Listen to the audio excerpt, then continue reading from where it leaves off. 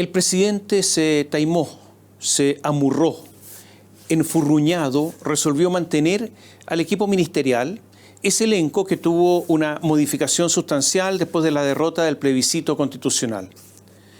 No solo hubo una presión opositora, lo que se puede considerar normal en el juego político, sino que muchas voces al interior del oficialismo pedían un ajuste en el gabinete.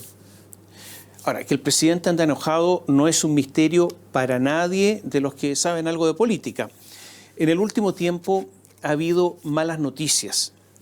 Es verdad que no hubo una gran derrota electoral en las últimas elecciones, pero es un dato el retroceso importante de las fuerzas oficialistas, la derrota en la elección de concejales, con una victoria de la derecha por primera vez desde el retorno a la democracia, y una derrota también a nivel de consejeros regionales.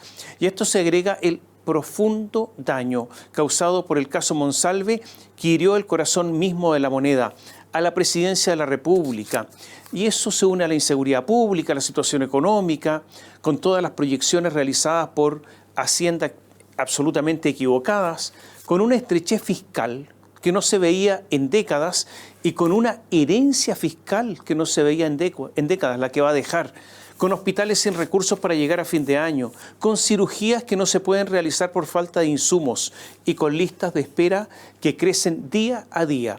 Todas estas son razones suficientes para que tengamos a un presidente alterado e incluso a veces descompuesto. Todos sabemos que para tomar decisiones, la ira, el deseo de venganza, el odio, la porfía, son sentimientos y actitudes que enceguecen, que solo encaminan a la comisión de errores. ¿Qué ha dicho el presidente? Que no hay cambio de gabinete, y fue tajante, con ese tono de los últimos tiempos un poco más agudo, un poco más alto, un poco más estridente de lo habitual. Digámoslo de otra manera, un tono más excitado. Las razones del presidente son varias. ¿Qué ha dicho? En la interna, yo no me dejo pautear por la oposición. En vez de ceder, hay que enfrentar a la derecha y pasar a la ofensiva para sacar adelante los programas de gobierno. Hay que dar continuidad a las reformas.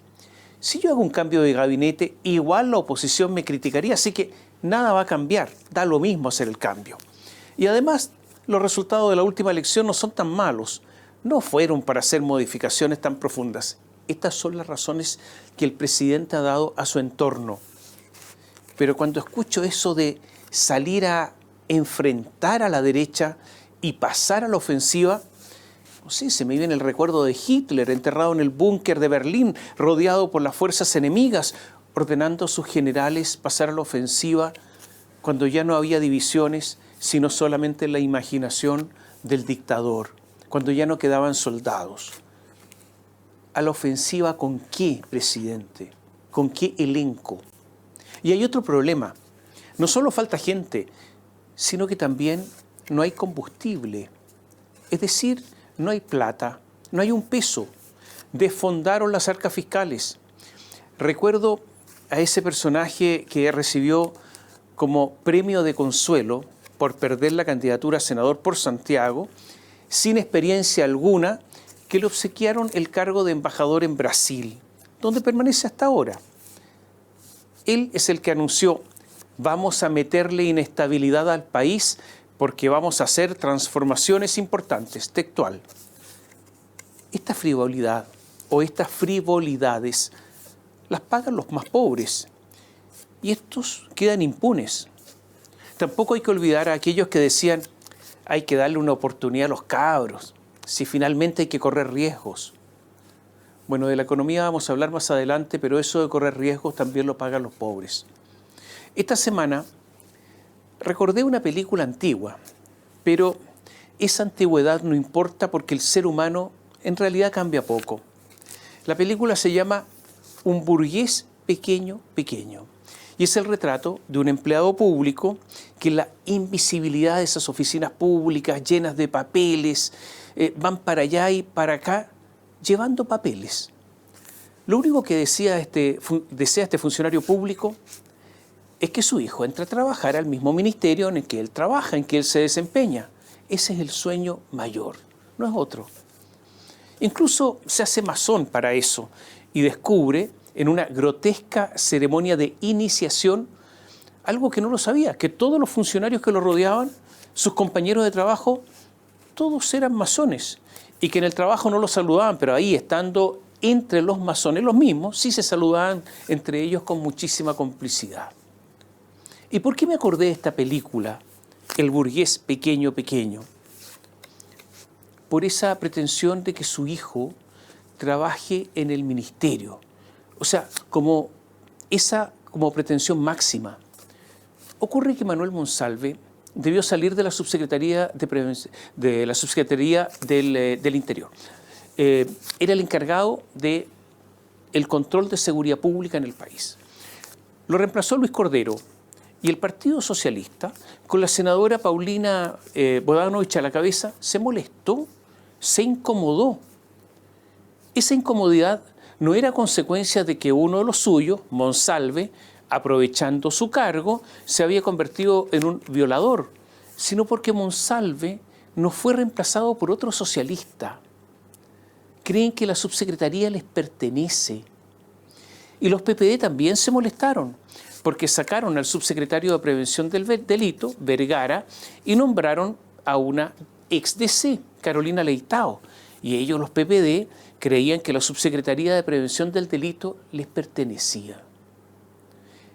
Estos progresistas, así se autodenominan, estos PS y estos PPD, pequeños, muy pequeños, a lo más que aspiran es que salga un funcionario y lo reemplace otro de ellos mismos. Da lo mismo si lo haya hecho bien o mal. No quieren pagar ningún costo.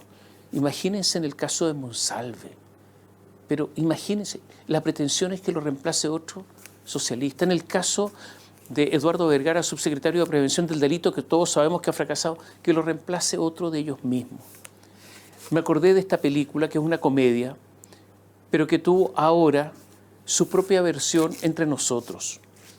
Estos políticos están tan perdidos que ni siquiera hacen algún cálculo, aunque sea mínimo. Con Monsalve, el Partido Socialista lo que debiera hacer es retirarse en silencio, un poco avergonzados. Y si fuera por cálculo, más bien debieran haber alguna aprehensión de ocupar el cargo de prevención del delito por parte de los PPD, de rehuirlo. Es muy difícil prevenir los delitos en Chile, pero no, ellos quieren ocuparlo. ¿Cómo diablos razonarán? Y por favor, no vengan con eso del servicio público, porque eso ya no lo cree nadie. Están enojados también con lo que llaman trato de favor de Boric, por el trato de favor que le daría al Partido Comunista. Los comunistas tienen 4 ministerios. La vocería con Camila Vallejo, educación con Nicolás Cataldo, justicia con Jaime Gajardo, trabajo con Janet Jara. Como si todavía no descubrieran los PS, los PPD, que Gabriel Boric es del Frente Amplio y su aliado con quien tiene por lejos más cercanía es el Partido Comunista. Yo diría que los dirigentes del llamado socialismo democrático andan bastante lentos. Y a propósito de Carolina Leitao, la nueva subsecretaria de Prevención del Delito, exalcaldesa de Peñalolén, esta es la nueva funcionaria destinada a prevenir todo lo que está pasando. ¿Pero tiene algún estudio en el tema? ¿Qué sabe de la delincuencia, del crimen organizado, del tráfico de drogas, del control de las fronteras, de la ruta del dinero, de lo que ocurre con las cárceles, porque la gente sale de las cárceles y vuelve a reincidir y por lo tanto hay que prevenir eso, del tráfico de las personas? ¿Qué sabe? Fue alcaldesa de Peñalolén y su candidato fue vencido. Ahora ella es la jefa de todo esto. Ella tendría que indicar políticas, resolver asuntos, priorizar objetivos y saber cómo lograrlos. Yo se lo dejo a su criterio si de verdad es la persona adecuada. Después de las elecciones del 24 de noviembre, el síntoma de pato cojo, o sea, la pérdida de poder de Gabriel Boric, será mucho más evidente. Cada partido, después de las próximas elecciones del 24 de noviembre, cada dirigente velará por su propio destino. Por ejemplo, sabemos que el Partido Socialista está muy cerca del Frente Amplio y del Partido Comunista y creen los socialistas poder constituirse en esa coalición en un peso importante.